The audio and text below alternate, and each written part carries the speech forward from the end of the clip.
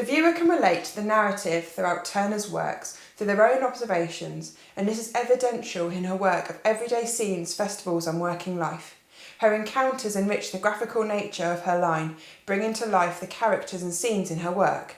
The Royal Agricultural Show Edinburgh gives a great insight into the way Turner works, using layers to formulate a three-dimensional landscape with very few straight lines to push a flow and sense of movement through the imagery. Turner's use of colour doesn't interrupt the eye in this piece, yet the dominant presence of the sheep shearer anchors the composition in place. And even though this is her first encounter with an event like this, her accuracy of movement and anatomy is well accomplished. We observe a similar layering process with Ashton Conquer Championships. Although this piece offers a more dynamic approach to movement through the layering, it also offers a different viewpoint with the characters that are telling the story. Uncommonly, in Turner's work, we see a dominant figure in the foreground who captures our attention immediately and then leads us into the rest of the narrative, which unfolds in the background. The energy in this work comes from the volume of spectators and conquer challengers that fill the width of the image, giving a longer dwelling time for the viewer. To capture a sense of movement, Turner has cleverly, but not intentionally, used shape, line and form to make the eye flow from left to right and right to left, like a concher pendulum, which is slowed by the image escaping over the edges of the canvas. The subtle palette of green, brown and grey is being used to layer up the composition, each one bringing a new dimension and pace for the viewer to negotiate. In the last of the event pieces, Chelsea Flower Show, Sell Off Saturday, sees a completely different way of working, and here Turner uses her skill to narrate, compose and bring movement to her work in a circular frame. Although present, the formal layering technique has been overtaken by the way the figures are moving around the canvas and telling their own stories in a storyboard fashion. Turner's stylised technique brings together a playful reimagining of the event and captures the excitement of Sell Off Saturday. However, the individuals themselves all play leading roles within the composition, and this equality in the characters is duplicated elsewhere in the frame. The palette is tonally the same throughout, which gives the piece balance and steadiness, calming the whole composition down. The gentleman in the foreground, with his wheelbarrow and cactus, leads the parade, and the journey continues with the viewer following the line of the umbrella, either diagonally towards the young man with the orchids, or left to the seated man and the dog statue. Not only does this allow the viewer to explore the work for themselves, but it also gives alternative ways to which the story should be told, in a way allowing the viewer to take ownership. This piece, like the Royal Highland Agricultural Show Edinburgh, is pulled away from the edges and contained within the frame, making it feel more constrained and restricted in some way. The movement here is only heightened by the sheer amount of content within the image and the viewer's own perceptions. All three of these works are undated, yet each one could have been painted yesterday. Claudine, your colour palette is a very distinct style of yours, and I wondered if you could talk to us about the way that you use colour and how it is the gouache material that you use. Yes. Really makes your work yours, and it's that distinct style that you have. Yeah, the color palette I use is sometimes very much out of my mind. Sometimes I feel blue, sometimes I feel mauve or green. Sometimes I like a bright color and I want to use the primary color.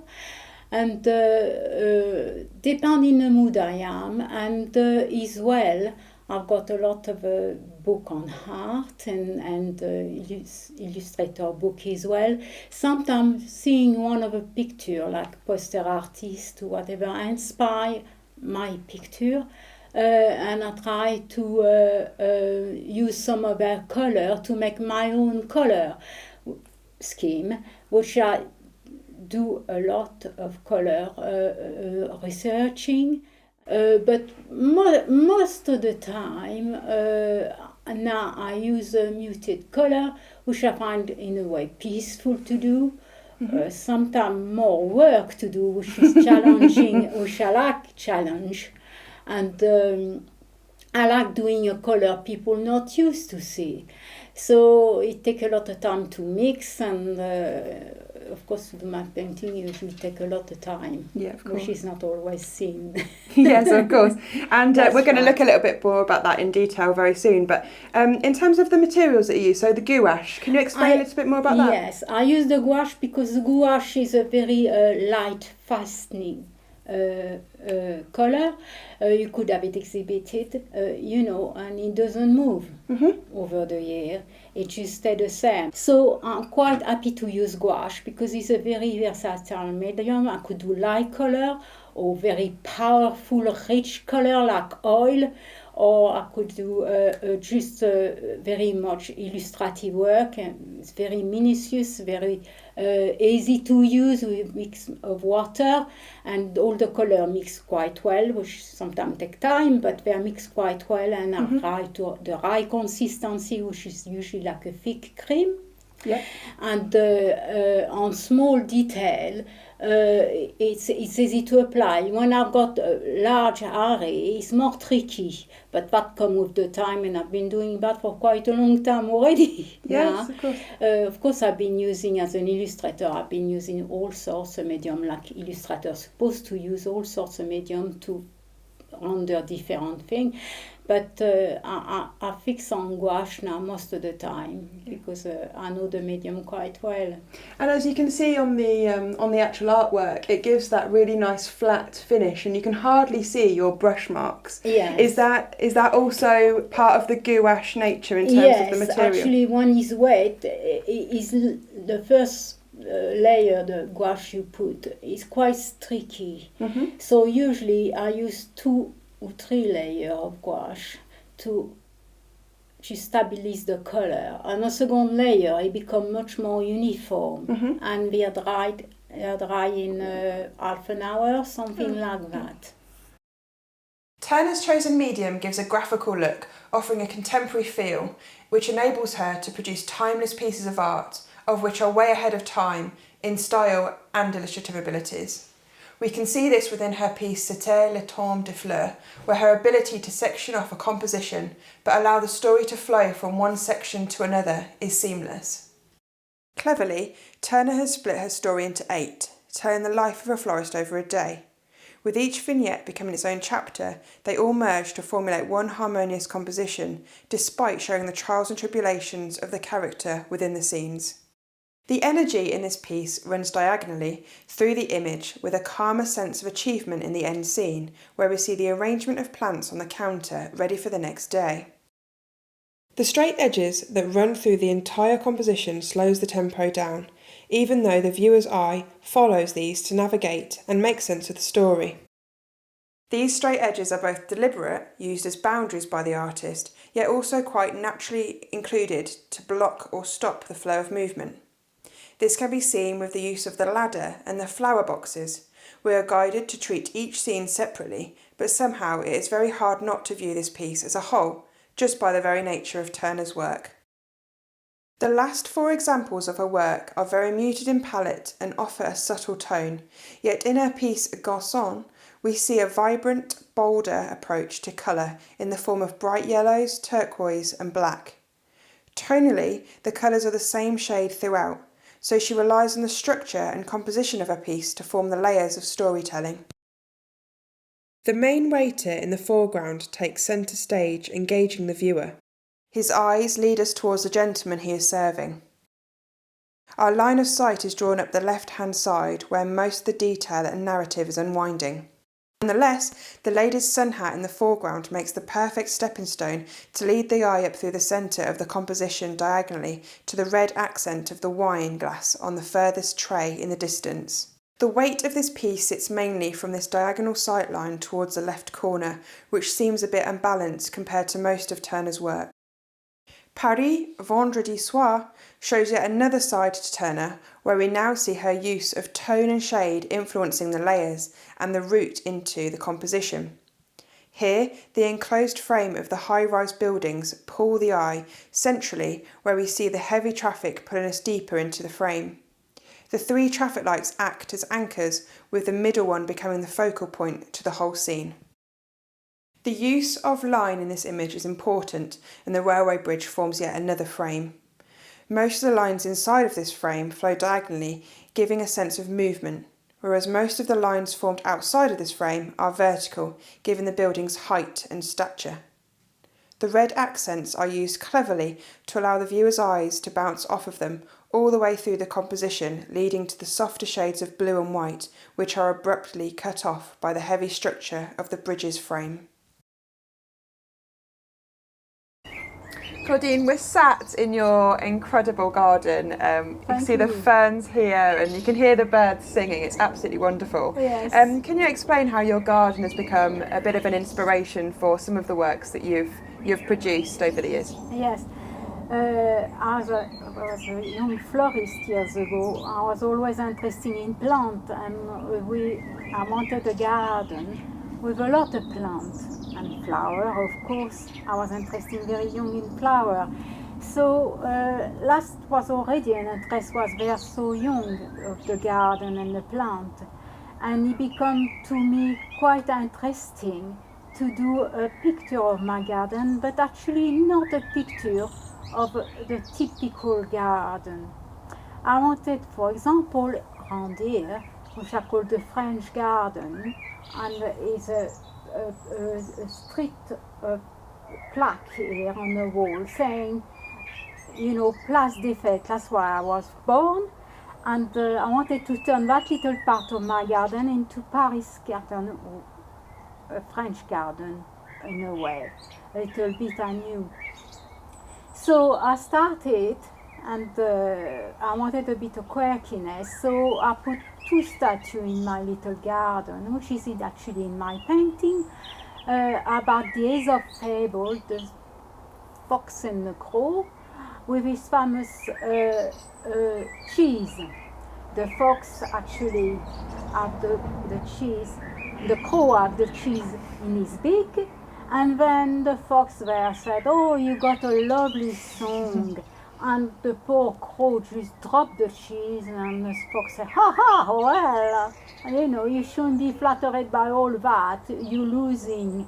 And he's got the cheese there at his feet. So I was going to include that in my French garden because it's a well-known Aesop fable, or Jean de La Fontaine fable.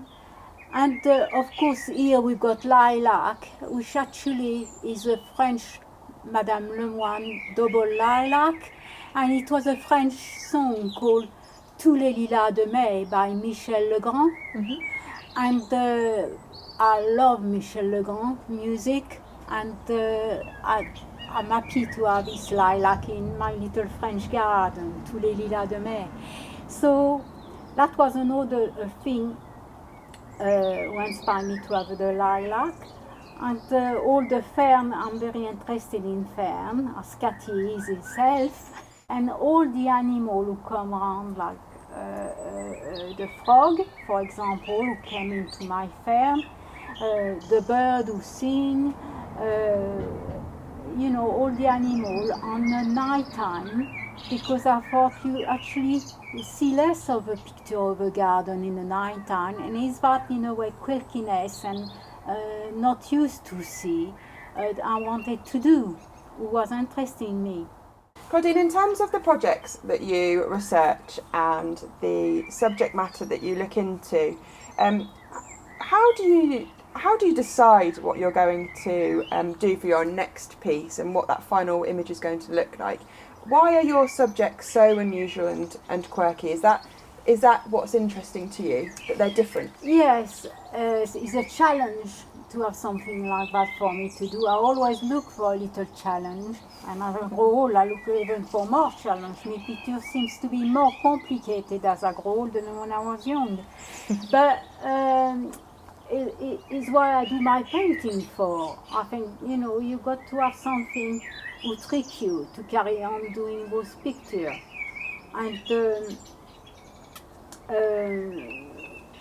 I'm a foreign person, although as I said, I'm English now more than French.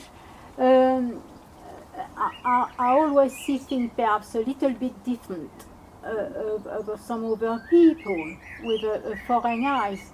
And I think in a way sometimes it could work against you, but it could work for you.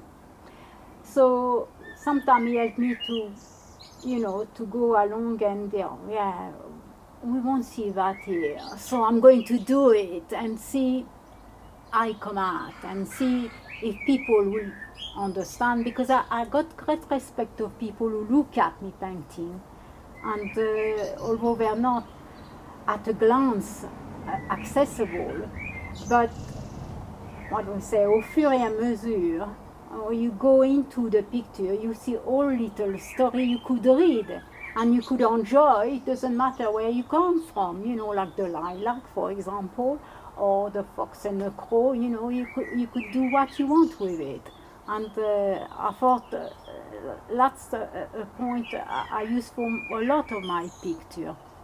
Claudine, you've mentioned how French stories have influenced your garden, and you've got the fox and the crow here, Yes. and that French story that comes through in the Aesop fable. Yes. Is there anything else in your garden in terms of statues and architecture? Because we see that quite a lot in some of your other works, not just your garden works. But have you got any other items in your garden that are inspiring to you? Yes, for example, I could show you in my other part of the garden is a little snail. Mm-hmm. And that's been quite a attached animal to me. Not to eat, of course I love snail, but my grandma used to make snail to eat. And one day she was living on the second floor, and she kept all her snail alive in a salad basket. And all the snail went through the little grill of the salad basket, all on their balcony, and you could see all the snail going all around on their balcony like that. That's an image, I remember it. And I thought, yeah, I like snail. And I play a snail figure when I was at school in a school play. I was a snail, which is à l'enterrement d'une feuille morte, deux escargots s'en vont is a song, a French song, and the play was based on that French song, and I was one of the two snails. That's the second time for having a snail, and of course souvenir of my grandma, the snail. I always like snail. I've got a little snail with a light form on my dining room sideboard. So I do like snail, and in England I know there was not very much for snail against them, but always when I saw snail I collect them and I put them safe somewhere, like that they're not crushed or find or whatever. So that was one of the things. You have a statue as well at the top of your garden. Can you talk to us about that? A statue of Pan, because I like poetry, and I always been inspired as well by poetry, by Orpheus and his lyre and whatever. I did like Pan because he had his flute, a pan flute. And it was very near the nature. I like nature, like I like the Green Man and Morris Man and all of that side of it. And really, Pan just needed to be there, in the nature, in my garden in some ways. I found that was a lovely buste of Pan, and I thought to David, he just sat very nicely with some hosta, a sea of green, blue leaf, it would be lovely, and that's why Pan ended like that. In my painting, he ended up like a famous god, and they are playing music for the magpie. And the magpie come and listen to his concert on the step.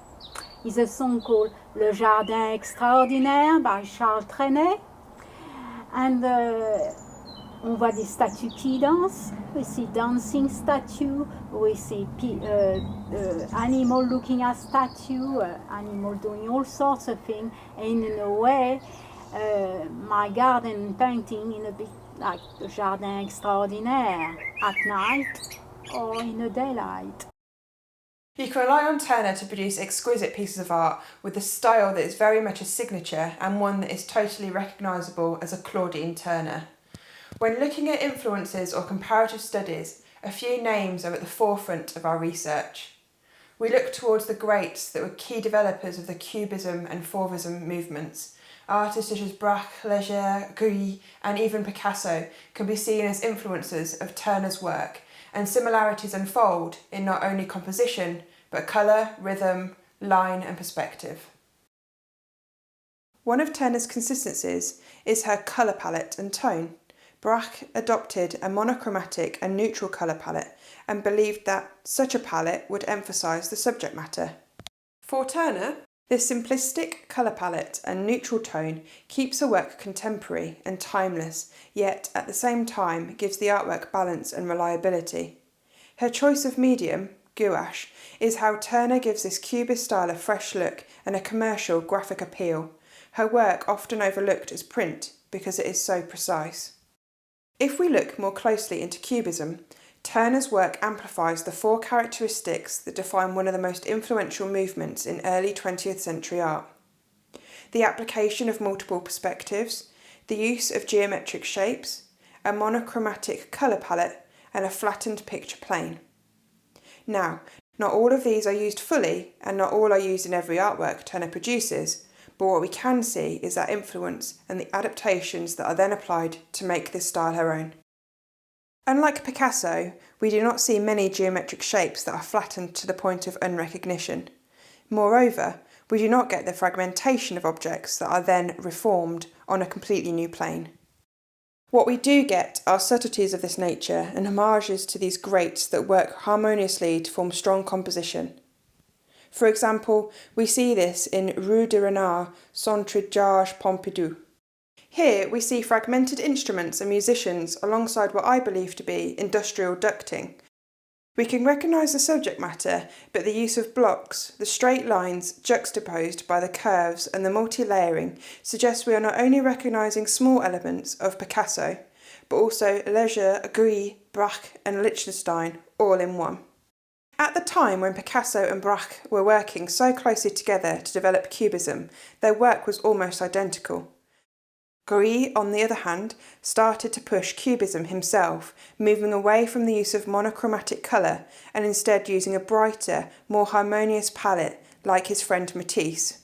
Although Gris saw Picasso as a teacher, Picasso saw him as his biggest threat. Gris was pushing the movement further, and this is where we see similarities in Turner's work. He took a mathematical approach to Cubism and rendered discrete forms of precision and meticulousness, resulting in images almost resembling technical drawings. The graphical and more commercial style of Lichtenstein's pieces become even more of a link with Turner due to the precision of line and structure. However, I would not describe her work as pop art, which Lichtenstein helped progress through the latter half of the 20th century. Leger was also described as a forerunner to pop art due to his accessible and contemporary subject matter. Turner's take on pop art, if we can call it that, is more subtle. Her commercial work, which she carried out for 30 years, definitely remained an integral part of her practice and gives her work the quality and uniqueness that identifies it as hers. Turner's subject matter is accessible and contemporary, another reason why her work is timeless and holds its own.